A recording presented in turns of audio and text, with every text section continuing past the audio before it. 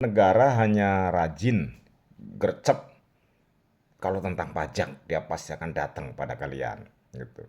Tapi melihat pemberitaan di media sosial tentang bencana di Aceh dan Sumatera Utara, kan pro cons nih. Pemerintah bilangnya udah cepat ke sana, tapi pantauan dari lokasi melalui media sosial mengatakan bahwa pemerintah belum hadir di lokasi itu.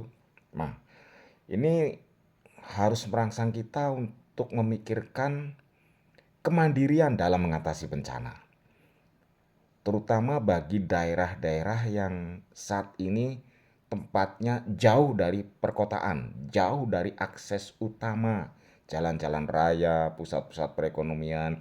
Mohon maaf, misalnya tinggal di daerah pegunungan, di daerah mungkin perbukitan, di pedalaman, yang untuk mencapai lokasi ke situ itu butuh effort yang lebih, ya. Karena kalau ada bencana, misalnya saja tanah longsor, mungkin jalan utama itu akan tertimbun longsoran dari bukit. Atau kalau ada gempa, tanahnya amblas sehingga jalur itu terputus. Kalau terputus, ah, nanti mobilisasi bantuan ke daerah itu akan sulit gitu, terkendala waktu. Yang jelas juga nanti kan ketika terjadi bencana adalah listrik putus. Tidak ada alat komunikasi, nggak ada sinyal.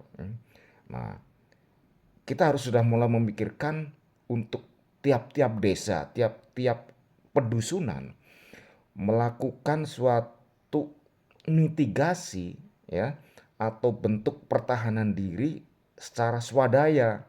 Misalnya dengan membuat lumbung-lumbung pangan, ya, yang berisi nanti makanan-makanan kering, beras dan sebagainya yang selalu diperbaharui, ya, supaya tidak kedaluarsa. Kedua, memiliki sumber listrik sendiri, misalnya punya genset, ya. Punya genset yang bisa menghidupi atau menerangi dalam skala tertentu gitu. Sehingga nanti kalau pasokan listrik dari PLN ini mati, di situ masih bisa menyediakan tenaga. Kemudian persiapan-persiapan lain untuk kesehatan. Nah, tentunya ini memerlukan biaya. Nah, para kepala desa itu harus sudah mulai memikirkan ini, terutama daerah-daerah yang rawan bencana, bencana banjir, bencana longsor, kemudian gempa bumi. Nah, berupaya dirapatkan, ya, melalui temu warga di masyarakat, dibahas tentang ini dan persiapan-persiapan itu dalam pertemuan rutin bulanan dengan warga, sehingga kalau suatu saat benar-benar terjadi bencana itu tidak 100% ngandalin pemerintah. Ini pengalaman dari yang kejadian di Aceh dan Sumatera Utara kan begitu kan. Bilangnya negara sudah hadir tapi kan masih banyak juga yang berteriak. Negara bilang karena salah satunya terisolir, susah dijangkau dan sebagainya.